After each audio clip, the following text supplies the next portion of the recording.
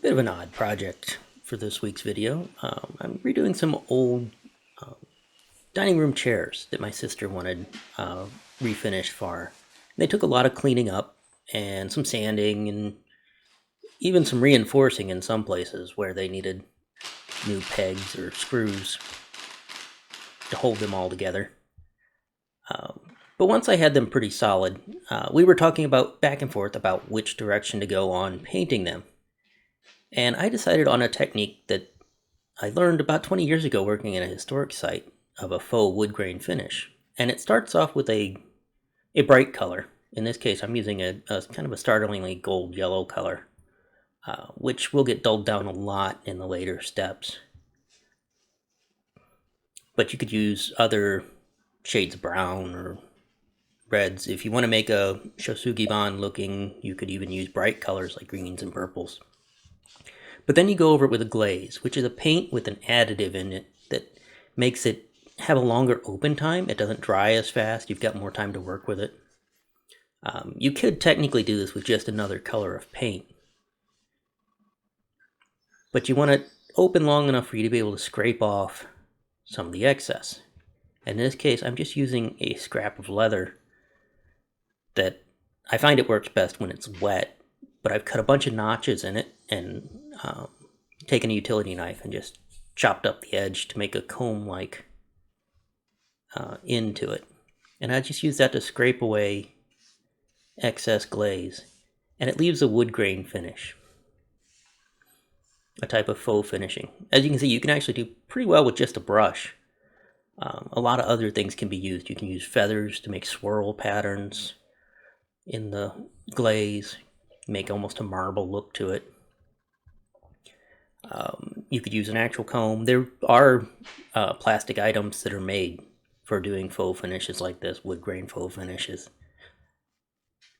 I have leather laying around, so that's what I used. And actually, like I said, this is the way I learned it from a decorative painter that was restoring a historic site.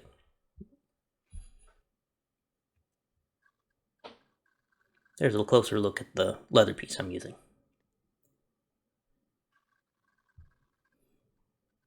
You just drag it through and let it wobble a little bit, turn it, twist it, turn it a bit. I like the leather pieces because then when you're wrapping around the legs, you got the rounded legs, you can bend it to wrap it around. And I find that sometimes the more you drag it through, the better it looks, the closer it looks like wood grain. So dragging it over several times really does seem to help. Now, I don't have a lot of practice at this technique, and I'd like to say that I did very well on it, but I wouldn't quite term it that way. But I did learn from this that there is kind of a point when the glaze starts to gel that it works best. And if it's too wet, it'll just kind of blur out on you. But that's a little bit of a judgment call. Uh, After it's all dry, I go over it with a clear coat. This is a lacquer, just to protect everything. And it came out looking much better than just a solid color of paint would. Then I go on, and I've done a video before on covering cushions. And this is pretty much the same idea. It's just a wrap over type of cushion. I'm removing the old material with pulling a bunch of staples out with pliers and screwdrivers and pry bars to remove. There was a vinyl cover and then there was a canvas on these. And once I've got all that removed and pulled away, I'm going to reuse the padding.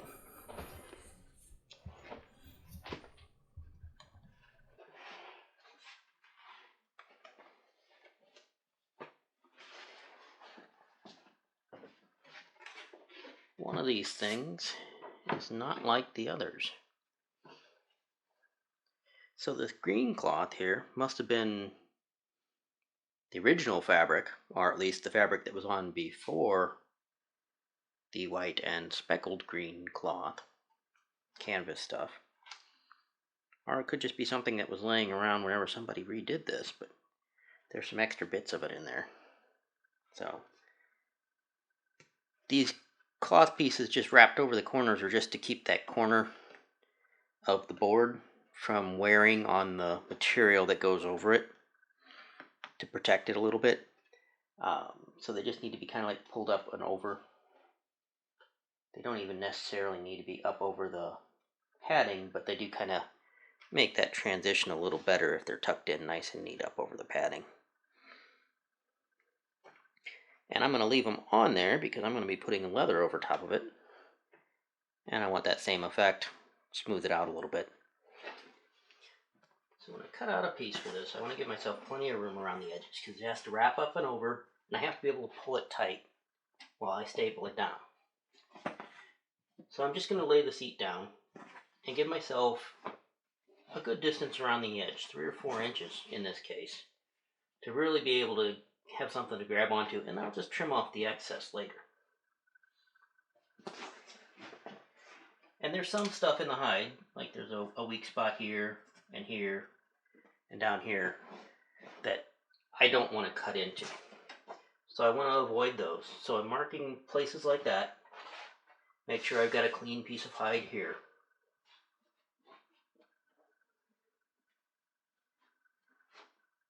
And then just kind of give myself a rough estimate around it.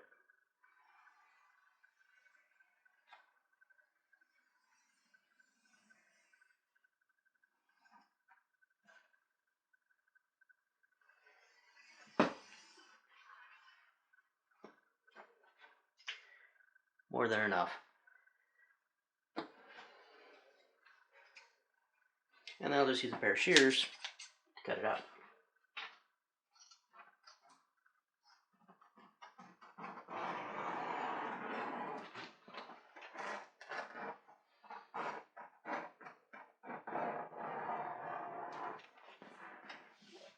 You can be more frugal with your leather and try and cut it exact, but it usually is just going to cause you trouble on an upholstery project. Of course, if you're doing something like box cushions where it's all sewn together and welted seam, everything has to be exact then. But just on a turned corner like this where it's just pulled tight, give yourself plenty to grab onto. Then it's just a matter of sort of stapling everything back in there. Like I said, when I was cutting the piece, I like having extra to grab onto. I'm going to trim a lot of this off. I'm going to staple it closer to the edge, about an inch in from the edge. I like to have a tack hammer handy to tack down any bits that get staples that don't drive down right away. But you want to pull pretty good and tight. And there's actually even special pliers and tools that upholsterers have for doing the job. But if you got enough to grab onto, you can just do it by hand on this size cushion.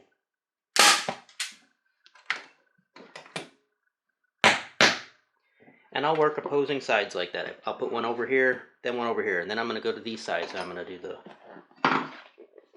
same thing. Make sure I pull it fairly tight and staple it in place.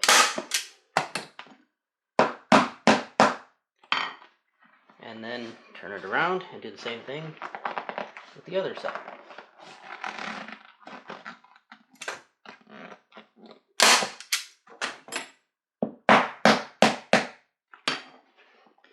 And you should have something that looks close to a cushion.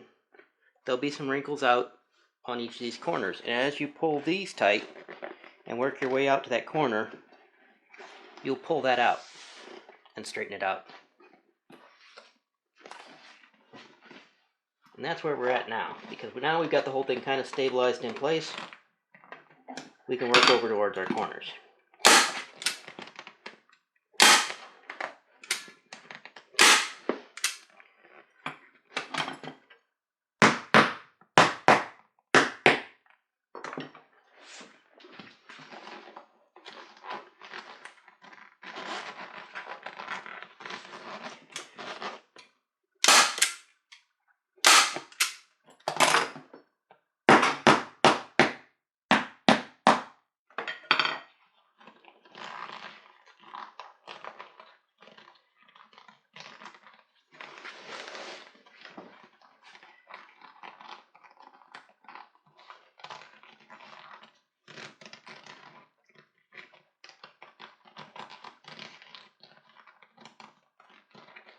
The corners kind of take a little bit of extra finagling, as you have to kind of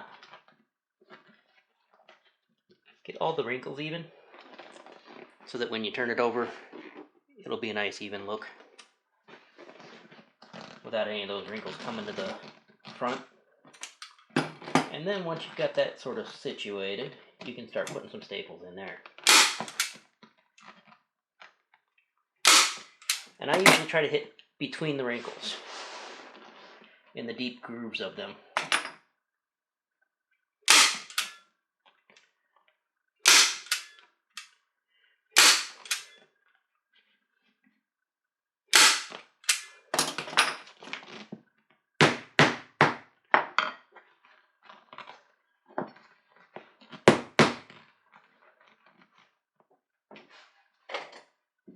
We'll actually trim between these staples.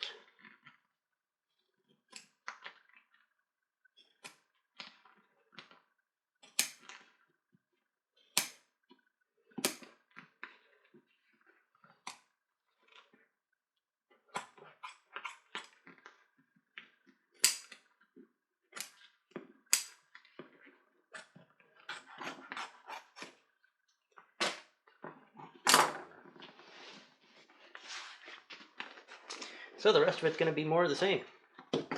Work to a corner, finish the corner up, move on to another one.